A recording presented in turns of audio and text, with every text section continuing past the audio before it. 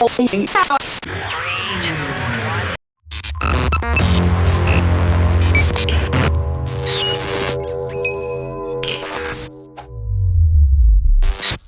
I went to the grocery store the other day, just had to pick up a couple things, and I saw something that I hadn't seen in the longest time. Yep, you guessed it. I went into the toilet paper aisle, and that place was cleaned out. I mean, it was gone. There might have been a couple packages of toilet paper. I'm pretty sure they were made of bamboo, which probably explains why those were the ones left. And it just hit me how people got hit with this sense of scarcity, with this whole coronavirus thing that's going on, how they got hit with this sense of scarcity. And what really boggled my mind is they went to the grocery store and the one thing that they went after was toilet paper. Considering that I went over and I immediately thought that the water aisle was going to be decimated, but that was untouched. I mean, there was more water to go around than you could possibly handle. And by the time I get to the front of the store, the lady at the front told me that it was basically isopropyl alcohol, sanitary wipes, and the toilet paper. And it just really hit me. At this herd mentality, people are just scared to death that they're not going to have toilet paper, which is kind of really weird because you could probably go anywhere. You could trip over yourself and find toilet paper. That seems to be the last thing that you need to be hoarding. But then I really started to think about this sense of scarcity, how it's so irrational and how people just do things they normally don't do. And so I wanted to put this video out to you guys as a lesson. It's kind of out of order. It wasn't planned, but I wanted to put this lesson out to talk about scarcity. Now, in the community, we fully understood scarcity. Now, for a girl who's really hot girl and she's surrounded by guys, you think of the show The Bachelor, and this is the epitome of the sense of scarcity. You have 20 guys or 30 guys or whatever it is trying to win over one girl. Well, in my world, I don't call it The Bachelor. I call it Friday Night in San Diego. And so the girl's in a position where she understands that she is the point of scarcity, that she has all these people competing for her, and that she really gets to make the call. But what happens is she's so used to guys that are low value trying to hit on her that it just becomes a time management exercise of just getting rid of people without even getting to know them. But one of the things that we quickly realized in the community is if we could actually be a high value guy, be somebody that's really done the homework of taking care of all the fears, worries, inferiorities, and insecurities in our life, that we would be the one person in this mass of humanity that the girl would meet that would stand out like a diamond against black velvet. And the girl typically responded in kind. And it put us in a position of scarcity to the girl that was in a position of scarcity. And in sales, it's the same thing. In sales, this sense of scarcity, it's an irrationality that people have.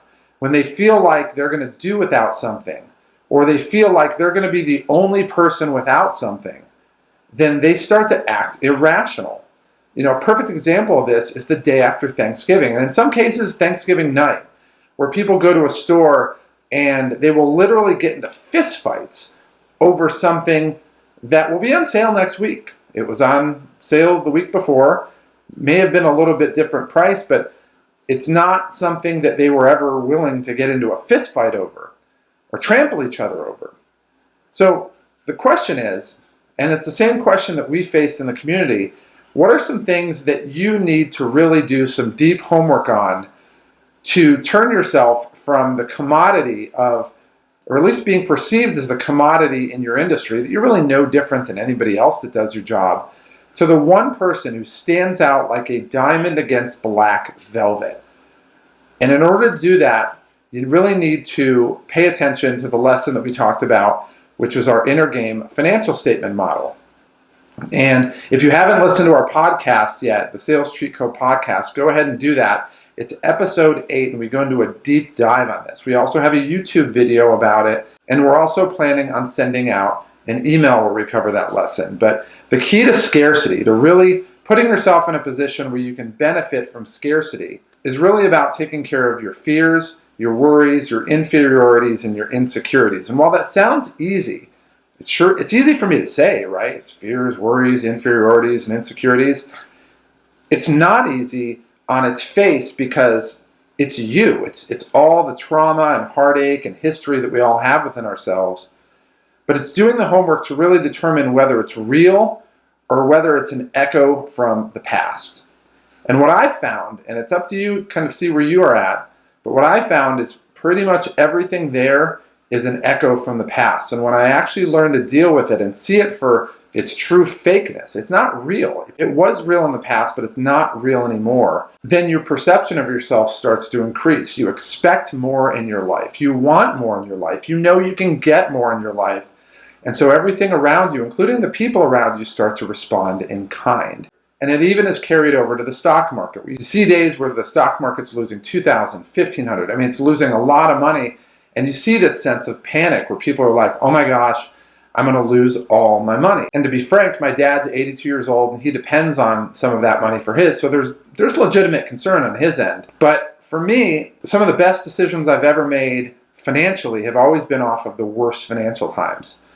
And so I'm not looking at it in a sense of like, okay, the stock market's cratering. I'm looking at it as it's a discount. Like I'm being able to, on a given day or after a given amount of time, get a price on a stock that I never would have had the opportunity to otherwise. And if you're going to make money in the stock market, this is not that kind of lesson, but if you're going to make money in the stock market, it's all about setting your cost basis, meaning you want to pay as little for the stock as you possibly can and know that the stock is going to go up. And if the only reason that the market's going down is because of a virus outbreak, which is a biological problem, then the odds of it rebounding and having this massive pent-up demand are huge. Whereas if it's a problem with the fundamentals of the market or the fundamentals of the company, that's a different story. But my perspective is this is the time to make money. Where other people are responding in scarcity and thinking I'm going to lose everything, and they're panic buying and they're having their garage full of toilet paper and they're selling all their stocks, I'm sitting back just like the end of Trading Places. If you've never seen that movie, it's a great object lesson where I'm literally just deciding which panicked seller I want to buy off of because I understand that there's not an emotional hole that I'm afraid of falling into. So a couple lessons to take away from this. Number one, you don't need to buy 700 pounds of toilet paper. This too shall pass. And even if you run out of toilet paper, there's a lot of places out there where you can go use toilet paper. The world is not ending.